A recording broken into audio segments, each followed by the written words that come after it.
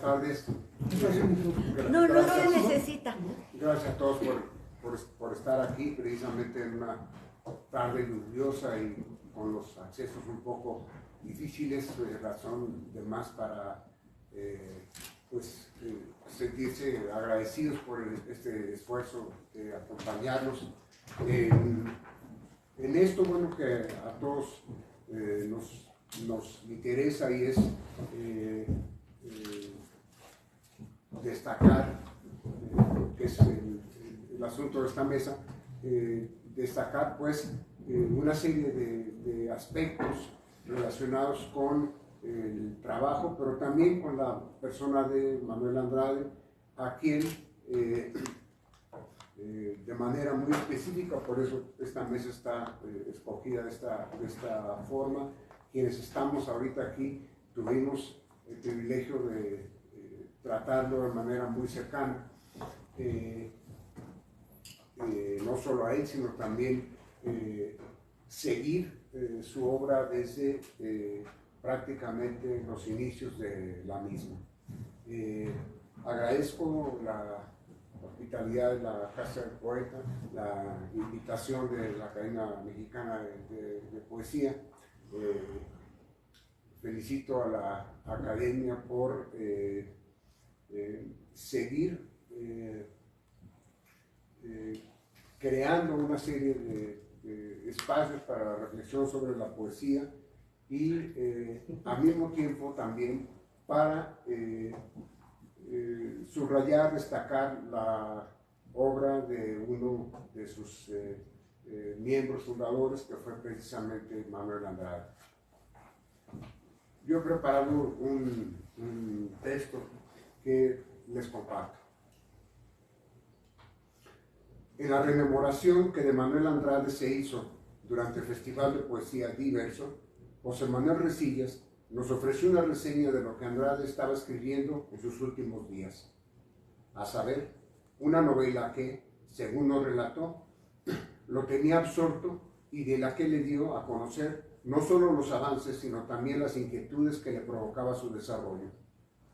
En perfecta concordancia con su temperamento, esta actividad la hacía inmerso con total entrega y entusiasmo, y sobre todo valorando, según se desprende del testimonio de Resillas, lo que significa contar con un interlocutor, algo que, por cierto, lo caracterizó a lo largo de toda su vida.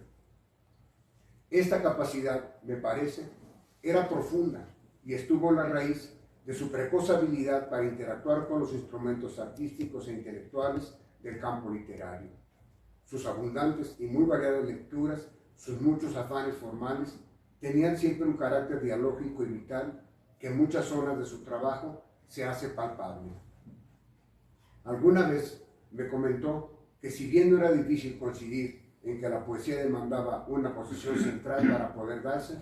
esto no implicaba una desnaturalización de las muchas otras inquietudes que nos habitan. Cabría agregar que nunca dejó de manifestar el amor y pasión que le demandaba todo lo que escribía, incluidas sus crónicas de fútbol, entre muchos otros textos de distinta naturaleza. En el caso de Manuel Andrade, habría que añadir su absoluta disposición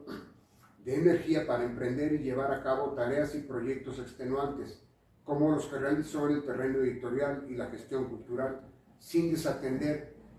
jamás eso que para él tenía un carácter casi sagrado, la amistad, y de nueva cuenta el diálogo fraternal y constante. Era severo y riguroso, pero de él emanaba siempre una aguda ironía, un gran sentido del humor y una sincera y atenta calidez en cada gesto. Esto es algo que me resulta inolvidable y que al mismo tiempo es insoslayable y significativo a la luz y a la sombra de sus espléndidos poemas. E incluso, insisto, porque me parecería injusto no mencionarlo y no abonarlo a su memoria. Andrade publicó, entre otros, los siguientes libros de poesía: Celebraciones, en 1986, Crónica de Mayo, 1991, Vitrales, 1993, Elogios, 1998, Frutos Mordidos, 1999, Blanco sobre Blanco, 2007, Partes de Vida, 2009, 7 veces el mar, 2012, y de manera póstuma, en 2019, salió Pregúntale a Alice Cooper y otros poemas, un libro sobre el que, por cierto, Roxana Everett Thomas montó un performance que resultó muy espontáneo, muy atractivo y muy completo, y que de alguna manera dio calidez y acompañó otra reunión de remembranza que se hizo por Manuel Andrade. No es desconocido el efecto que sus primeros libros produjeron en los lectores. La conciencia con que asume el uso de sus medios y la naturalidad con que se mueve en la complejidad de las formas es contundente, tanto si éstas se inclinan por los ecos del barroco como si se aventuran por las inflexiones del verso contemporáneo. Nos queda claro que su búsqueda elude el artificio, pero no lo descarta. Muchas veces este se encuentra tan bien detectado que por sí mismo es ya una vocación, un llamado no solo a cuestionarlo, sino a extraerle su arista más verdadera y auténtica que, como ha sostenido la tradición, siempre es capaz de abrigar, entre los muchos misterios que no reserva la forma. En una entrevista, Andrade nos dice, y cito: «He contado con cierta facilidad para hacer versos. Quizá había cierta precocidad y mucha estimulación temprana del medio circundante, así que me familiaricé con los versos españoles de manera que me salían y me salen con gran facilidad, por lo que aprender a escribir poemas fue principalmente aprender a utilizar esa facilidad y luego tratar de complicarla, explorar el medio de diversas maneras, entender por qué ciertas combinaciones me cautivan y otras no. Hay pues», fin de la cita, «hay pues un mundo literario que se entrelaza con la escritura de Manuel Andrade, pero su apuesta y los alcances que ésta tiene están en otro lado, acaso en un reconocimiento, una inclinación por la pulsión de vida y también por el audaz rescate de lo vivido, es decir, en un horizonte más amplio. En él se circunscriben, por ejemplo, los poemas de, lo acabo de mencionar, Pregúntale a Alice Cooper y otros poemas, textos que escribió con vehemencia, cargados de energía emocional, cuyo núcleo lo constituye la música icónica de su generación, sus imaginarios, tiempo y contextos. Hendrix, Doors, Alice Cooper, 10 Years After, Buddy Miles, Janis Joplin, Lennon, Dylan, Patti Smith. En ellos se atesoran imágenes y vivencias que, con todos los recursos que tuvo a su alcance, fueron reintegrados a ese presente perpetuo del que habla Paz, puestos en ese presente continuo que es el tiempo del poema, según Atina Quevedo, sin perder su carácter testimonial, el hecho fundamental de haber estado ahí, algo que además le permite tocar la dura materia de la historia.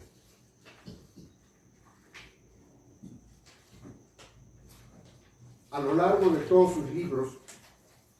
se aprecia una corriente amplia y turbulenta donde confluyen memoria e imaginación, fijeza y mudanza,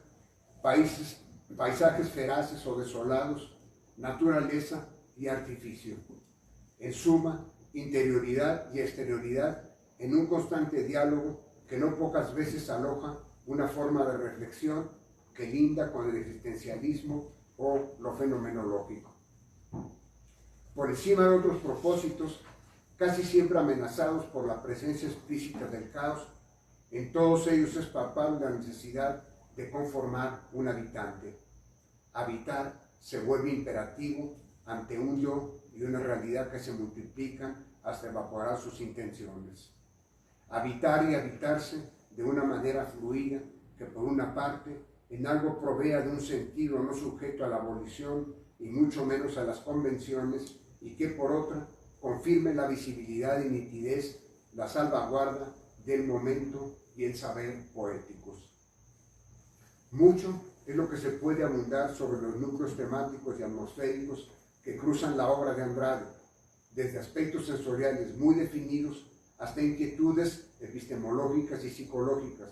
e incluso acentuadamente personales en distintos grados de asociación o contrastes.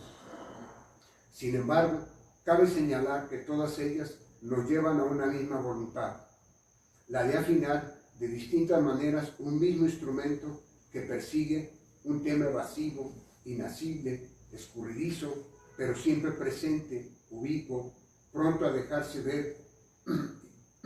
ver para luego negarse o desgajarse a la intemperie que el poema quisiera abarcar. Y lo subrayo, un mismo instrumento que le ofrece un terreno firme en el que podemos reconocer que Andrade ha recorrido el proceso de hacer suya hasta el grado de respirarla una tradición, la del verso, a la que ama y sigue con lealtad. Más allá de asomarse y vislumbrar las dimensiones de lo ingobernable y la inmensidad, el poeta se cuida de alojar y arropar al mismo tiempo los resquicios, no pocas veces problemáticos, de los espacios más íntimos. No es gratuito que este conocedor de la sensibilidad de López Velarde, como un homenaje patente, pero también como manifestación de una experiencia asumida como propia, nos deje ver siempre la presencia de ese ingrediente proteico, que encarna la pulsión y la inminencia del deseo. ¿Habrá algo más personal e íntimo que eso? Vale la pena señalar que en toda la poesía de Andrade hay una preocupación por descargar el lenguaje reconocible de lo poético, que sin duda está presente y en abundancia a lo largo de toda su obra. Al lado de referencias expresamente literarias o artísticas, y quizá como importante contraparte, el poeta introduce una serie de términos, expresiones y vocablos provenientes de otras experiencias que, a primera vista, degradan su discurso, pero que desde una óptica también lo cuestionan en una operación que entiendo como consciente, pues desde su perspectiva parecieran indicarnos que no hay experiencia ni mucho menos palabras que sean ajenas a los alcances del poema. Desconciertos sí producen, pero sospecho que ese desarreglo, por llamarlo de alguna forma, es un elemento que el poeta incorpora para hacernos saber que, a pesar de sus cuidados y de su conocimiento del verso y de sus tradiciones, no está pisando un suelo firme, y que la certeza estética o las destrezas artísticas tampoco aportan todo a la verdadera carga que puede contener el poema mismo. La poesía no es así una aseveración sobre el mundo y la vida, ni una guía para transitarlos. Es, de manera misteriosa, como se dice insistentemente en la poesía de Andrade, una invocación, un llamado, un sustrato pleno de materia viva y hasta una puerta abierta para sumergirnos en ellos. Como un momento muy palpable en el que se concentran y señalan estos aspectos, me gustaría remitirme a un fragmento del poema 7 veces el mar, con el que concluiré mis comentarios. Y leo. Atrás de la emotiva llamarada de leerse en los hilos de la lluvia,